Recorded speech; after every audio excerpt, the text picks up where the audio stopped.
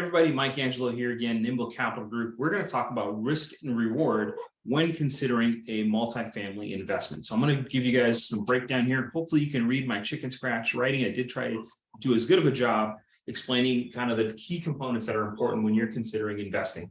So again, we're going to talk about a multifamily property, 100 units. Risk and reward is the category that we're going to describe in this video. So really there's four areas: the operator, the market, the property, and the returns.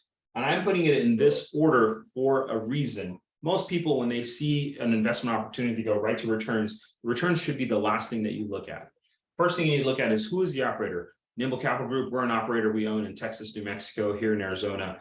What is their knowledge, their experience? What is their commitment and their business plan? These are all the most important things when you think about anything about investing. Who are you trusting your funds with? Who are you trusting that hard-earned capital that you want to put to work? What can you do to make sure you vet them? There's a whole nother video we'll focus on just this piece, but right now, what is their knowledge? How long have they been doing this? Who are they partnered with? What experiences do they have? Can they do this type of project? Commitment. Are they putting skin in the game? That's a really key piece. Are they investing alongside you? That's important. And then what is their business plan specific to this property? And again, I have it also listed here. Then let's look at the market. The market is also really important. Is there population growth in that specific city and or sub-market? So real estate is always going to be a local component, a local project, local investment. You can say Phoenix is growing incrementally, but there's parts of Phoenix that are not growing, or there's parts of Phoenix that are really challenging.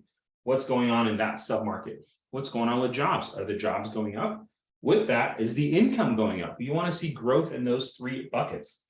And crime is going down. I put schools going down. Crime should be going down.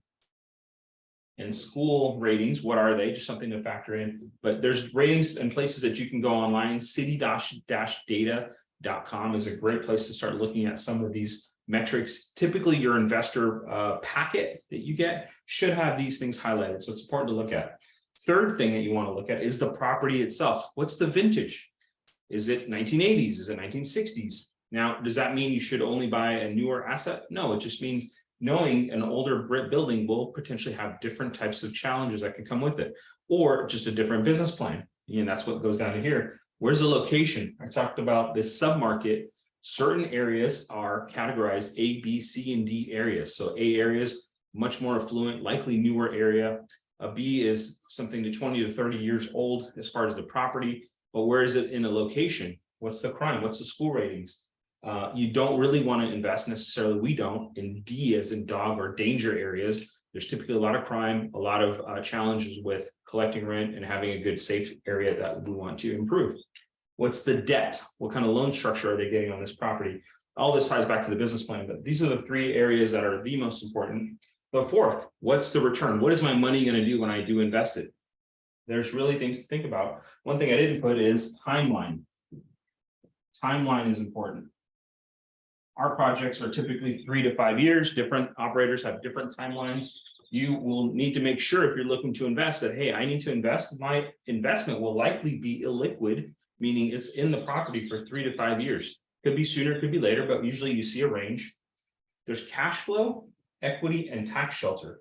These are the three things that I always look for when I personally passively invest, and I have passively invested in multiple operators.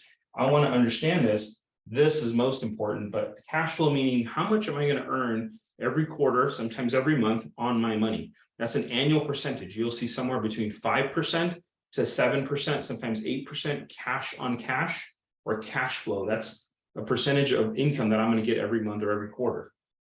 Equity is the value of the sale that I get, my portion of what happens when the property is sold. I want to know how much equity am I going to get. Those two numbers typically turn into a return. Again, we'll do a video just on this piece here.